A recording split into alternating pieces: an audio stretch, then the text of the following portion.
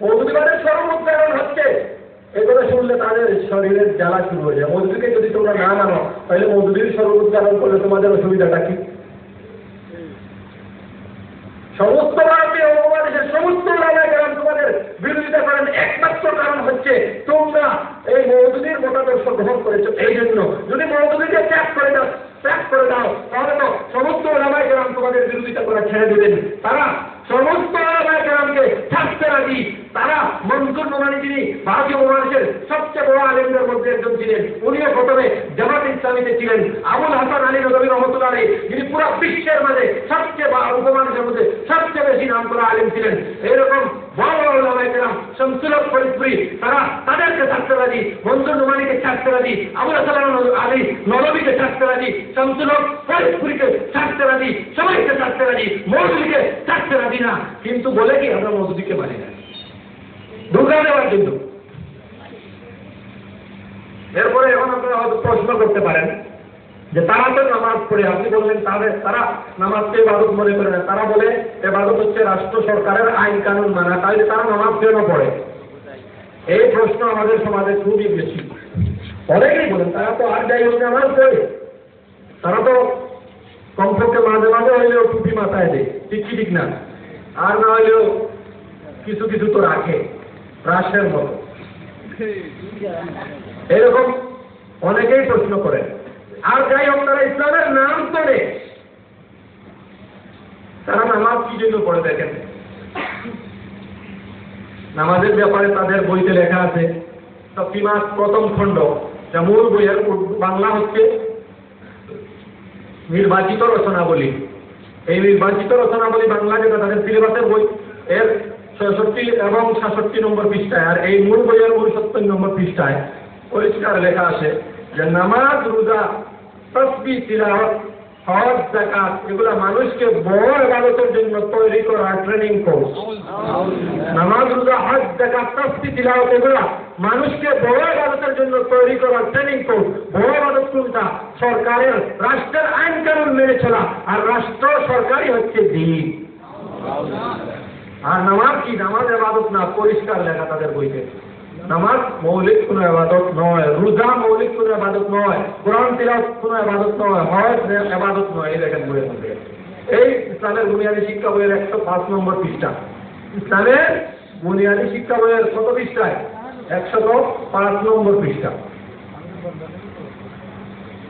মওদুদী লিখতেছেন, আপনি হয়তো মনে করেন হাত পেতে কিবলামুখী হয়ে দাঁড়ানো, হাঁটুর উপর হাত রেখে মাথা নত করা, মাটিতে মাথা রেখে সিজদা করা এবং কয়েকটি নির্দিষ্ট শব্দ উচ্চারণ করা, শুধু এই কয়েকটি কাজই প্রকৃত ইবাদত।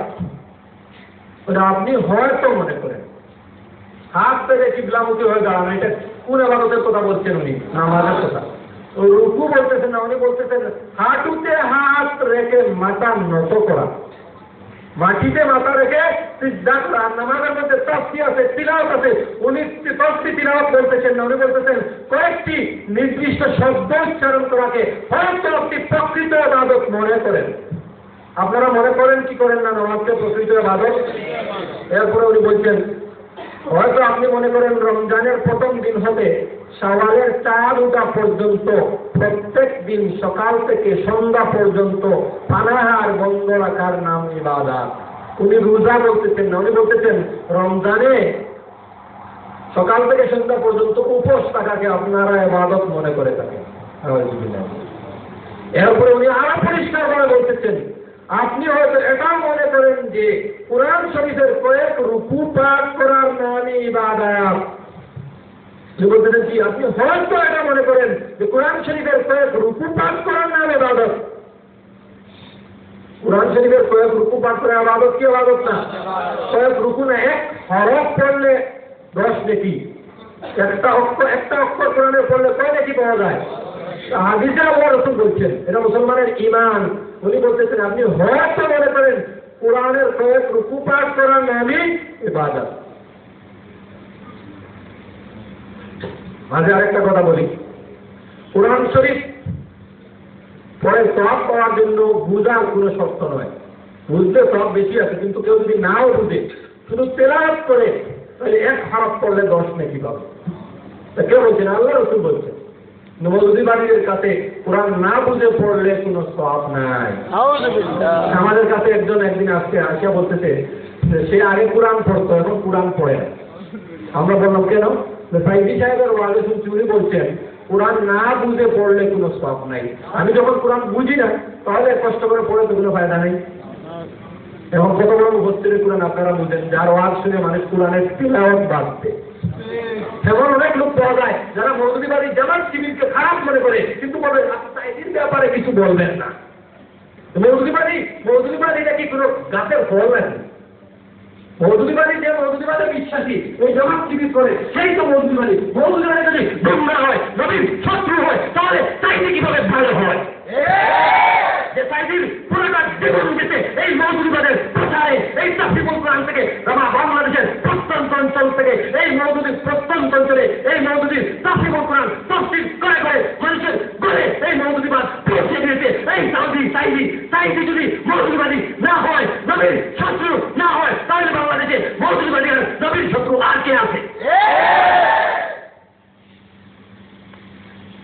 আশ্চর্যের বিষয়, মওদুদিকে গুমরা মনে করে আর বলে সাইদির ব্যাপারে কিছু বলবেন না। আমি সাইদিকে ভালোবাসি, সাইদির ওয়াজ শুনি, সাইদির কোরআনের তিলাওয়াতই শুদ্ধ না। এদিকে গেলে লম্বা হয়ে যাবে না। আমার কানে শোনা অনেক আয়াত শুনছি, তাফসীর তো পরের ব্যাপার, তিলাওয়াত বলে শুদ্ধ নয়, একেবারে হাস্যকর তিলাওয়াত, গলা শুদ্ধ, কণ্ঠ শিল্প। আর দলীয় সরকার আছে প্রচারের মাধ্যমে আন্তর্জাতিক মুফাসসির কোরআন বানায়। এমন মারাত্মক কথা সাইদির তাফসীরে লেখা আছে, সবগুলো ইমান বিদ্রোহী। এর আগে তিলাওয়াত গুলোই শুদ্ধ না। সবচেয়ে বড় কথা হলো সাইদি এই সিলেট আলিয়া মাঠে সাইদি কথা ঘোষণা করছে যে বাংলাদেশে যত তাফসীর বাজারে আছে এর মধ্যে সবচেয়ে নির্ভরযোগ্য সঠিক তাফসীর হচ্ছে মওদুদির তাফসীরুল কোরআন। এরপরে সাইদি আবার সঠিক হয় কিভাবে?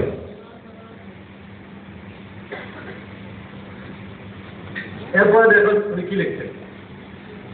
এরপরে উনি লিখতেছেন আপনি বুঝে থাকেন মক্কা শরীফে গিয়ে কাবা ঘরের চারদিকে তওয়াফ করার নামই ইবাদত।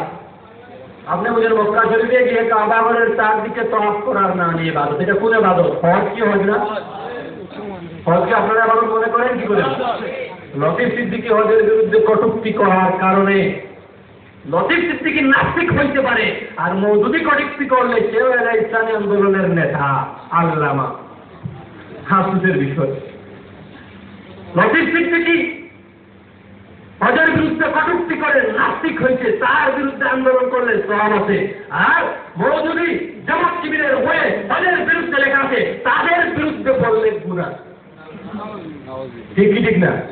এরকম অনেক হুজুররা বলে থাকে।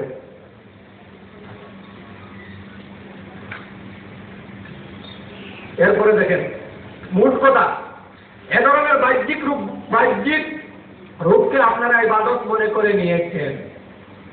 যা উনি বলতেছেন এই নামাজ, রোজা, হজ, যাকাত, তাসবিহ, এগুলো কোরআন তিলাওয়াত, এগুলো এক একটা বাহ্যিক রূপ। আর ওই বাহ্যিক রূপ ওই কাজগুলোকে আপনারা ইবাদত মনে করে নিয়েছেন। এরপরে উনি বলতেছেন এবং এ ধরনের বাহ্যিক রূপ বজায় রেখে উপরোক্ত কাজগুলো কেউ সমাধা করলে আপনারা মনে করেন যে ইবাদত সুসম্পন্ন করেছে। আর নামাজ পড়লে, রোজা রাখলে, তিলাওয়াত করলে, হজ করলে আপনারা মনে করেন ইবাদত সম্পন্ন হয়েছে। আপনারা মনে করেন কি করেন না? এদের উপরে উনি লিখতেছেন কিন্তু প্রকৃত ব্যাপার এই যে আল্লাহ তাআলা যে ইবাদতের জন্য আপনাকে সৃষ্টি করেছেন এবং যে ইবাদত করার আদেশ আপনাকে দেয়া হয়েছে তা সম্পূর্ণ ভিন্ন জিনিস। বলছেন প্রকৃত ব্যাপার হচ্ছে আল্লাহ যে ইবাদতের জন্য আপনাদের সৃষ্টি করছেন। আল্লাহ তো বলছেন মানুষকে আমি ইবাদতের জন্য সৃষ্টি করেছি। উনি বলছেন আল্লাহ যে ইবাদতের জন্য আপনাদের সৃষ্টি করছেন এবং যে ইবাদতের আদেশ আল্লাহ তাআলা আপনাদেরকে দিয়েছেন তা সম্পূর্ণ ভিন্ন জিনিস, আলাদা জিনিস।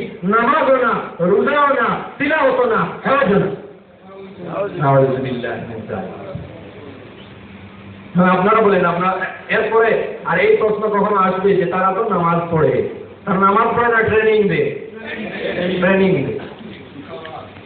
এটা ইবাদত তাদের জন্য।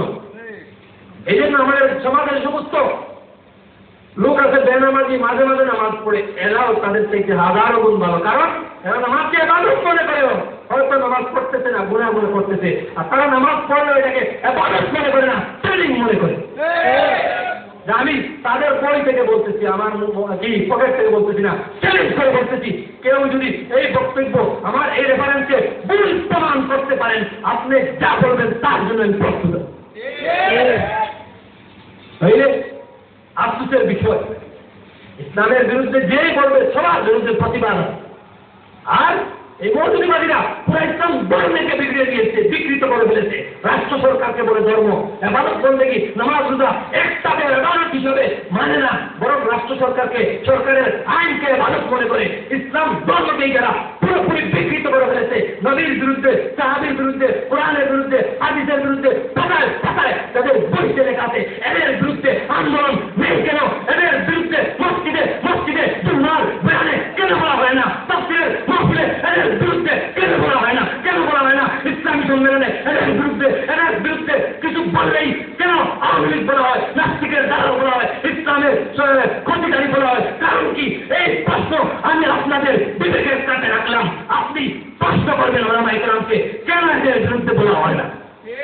আমরা মূল বলতেছি, আমরা যেকোনো আলেমের সাথে বসতে প্রস্তুত আছি, যদি আমাদের বক্তব্য ভুল প্রমাণ করতে পারেন তাহলে আমরা এগুলো বাদ দিয়ে দেব।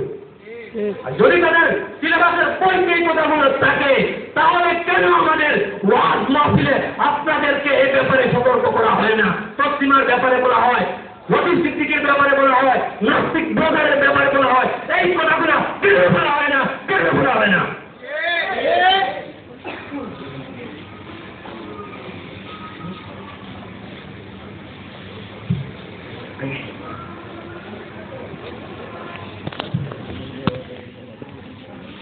এর আগে আসলে আমি আমার মূল যেগুলা নবীদের ব্যাপারে এগুলাতে যাইতেই পারি। নবী সাহাবীর ব্যাপারে যে কথাগুলো বলা হয়েছে এর আগে সময় শেষ হয়ে গেছে। এর আগে দেখেন ওই আগের পৃষ্ঠা আমি লিখছেন, সংক্ষেপে আমি বলতেছি, দেখেন সমস্ত পীর আউলিয়া উলামায়ে কেরাম পরেরকার ব্যক্তিদেরকে কিভাবে গালিগালাজ করেছেন এই মৌলবী। উনি বলতেছেন, আপনারা একটা চাকরের উদাহরণ নিন। কোন একটা চাকর যদি এরকম হয় যে সে তার মালিক তাকে যে অর্ডার দেয় এটা সবার আগে পালন করে, মালিক যেরকম পোশাক বলে ওই রকম পোশাক সে পরিধান করে, সবার আগে মালিককে সালাম দেয়, মালিক ডাকলে সবার আগে মালিকের সামনে হাত বেঁধে দাঁড়ায়। আর ওই চাকরটাই রাত্রে মালিকের দুশমনদের সাথে হাত মিলায় মালিককে ধ্বংস করার জন্য। ওই চাকরের ব্যাপারে আপনারা কি বলবেন? মৌলবী নিজে বলতেছেন, নিশ্চয়ই আপনারা মুনাফিক বলবেন। মুনাফিক কি মুনাফিক না? সামনাসামনি মালিকের খুব সে অনুগত এগুলো বুঝায়, আর মালিকের দৃষ্টির আড়ালে গেলে মালিককে ধ্বংস করার জন্য, নিশ্চিহ্ন করার জন্য ষড়যন্ত্র করে। এই চাকর কি হবে? মুনাফিক।